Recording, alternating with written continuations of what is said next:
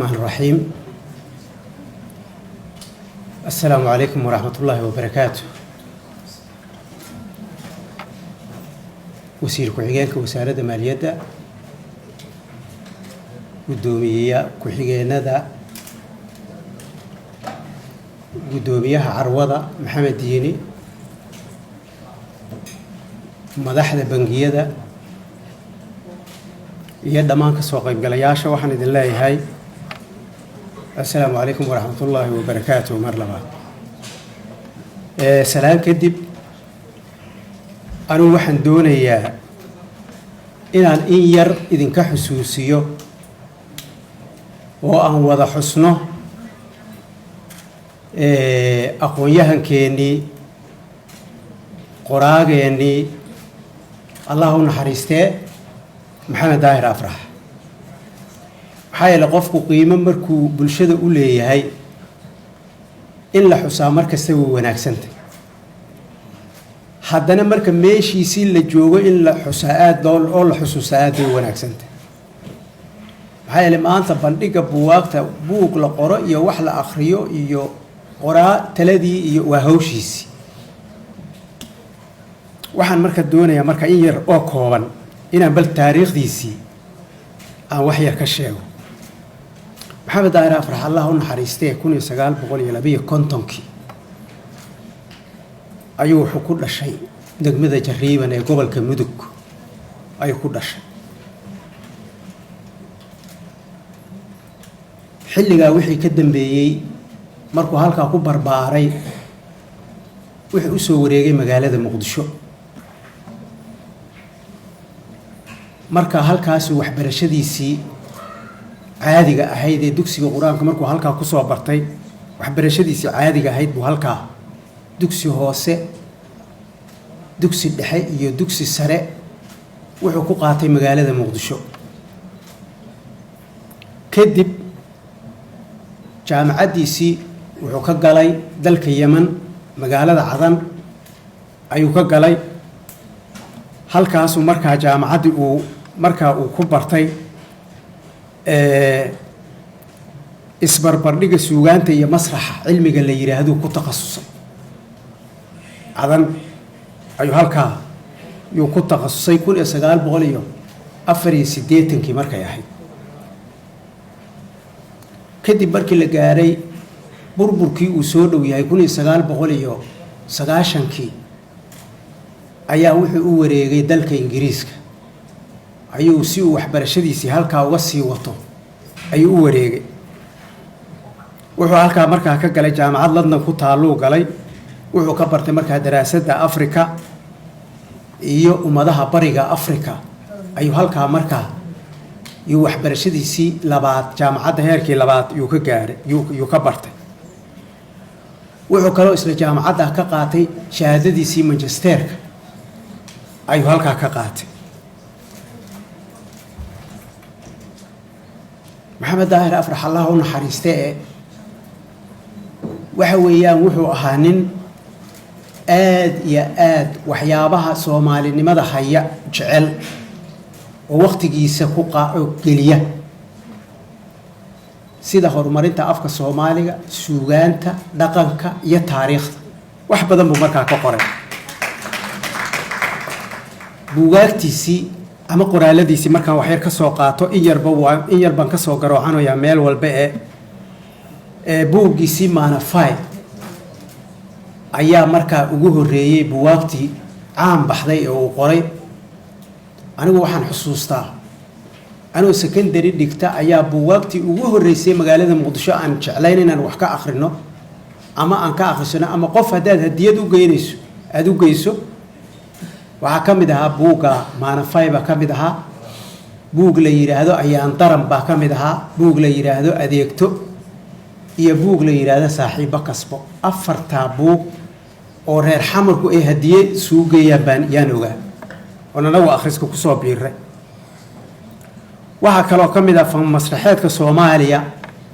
buug la yiraahdo 780 uu qoray oo aad iyo aad runtii doodo badan buuga furay isagoo isbarbar dhigaya fanka masraxa Soomaalida iyo Carabta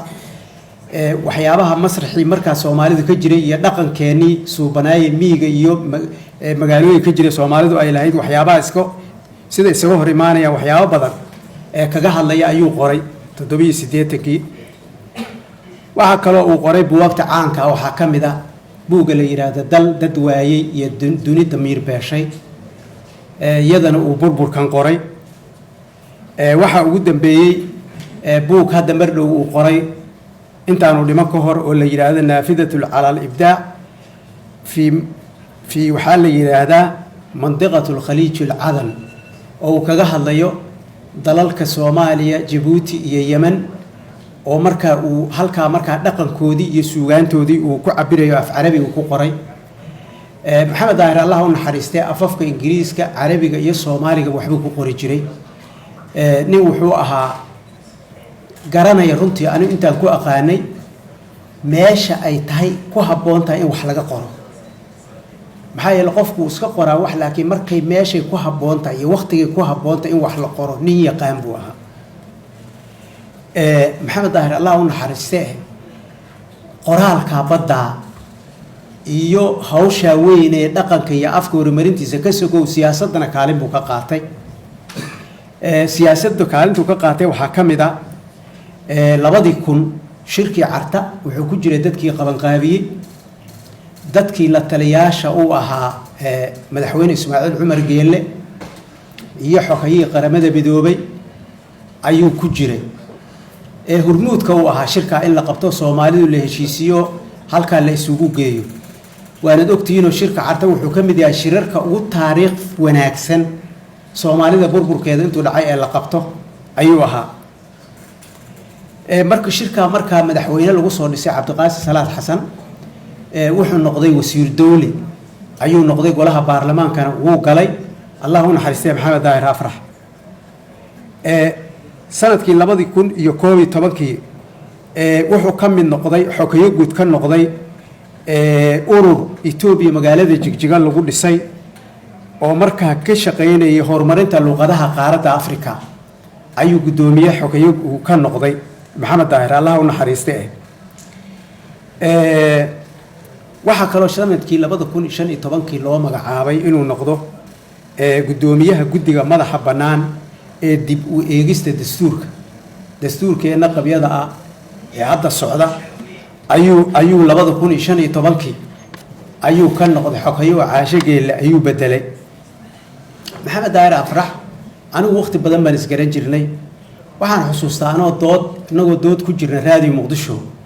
oo maalintii af Soomaaliga iyo waxa laga sheekeynayo marka wariyihii uu weydiinay inuu yiri maaxow adigu ka war 72 xageed joogtay markaas aan idhaahno waan yaraa markaa wuxuu igu yiri anigu joornaal baan ka soo saari jiray Kismaayo joogay buu yiri marka af Soomaaliga la qorayay 72kii marka bal qoraalka xilligu qoraalkiisa uu soo bilaabay iyo xilliga sidoo ugu foogana iyadoo af Soomaaliga aan la qorin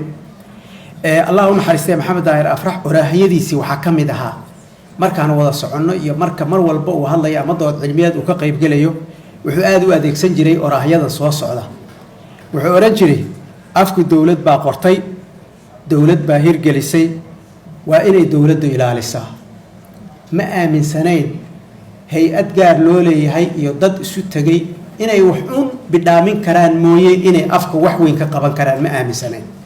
marka wuxuu yiri afka dawlad baa qortay dawlad baa hirgelisay waa inay dawladda isagoo dawladda markaa la hadlaya oo baraarujinay waxay kamid ahayd oraahiyadiisii waxa kale oo kamid ah oraahiyadiisa afkeen hiil buu u baahan yahay af Soomaaligu hiil buu u baahan yahay wad ogtiino waxaynu Soomaali ku nahay waa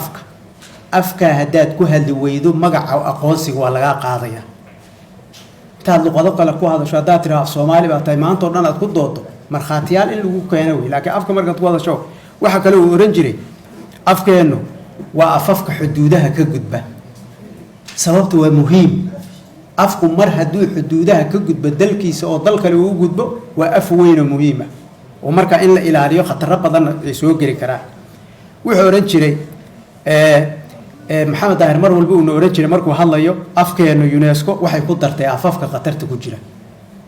UNESCO qayl dhaanteeda markay afafka ablaableeysay waxay ku dartay afafka khatarta ku jira hadaan wax weyn laga qaban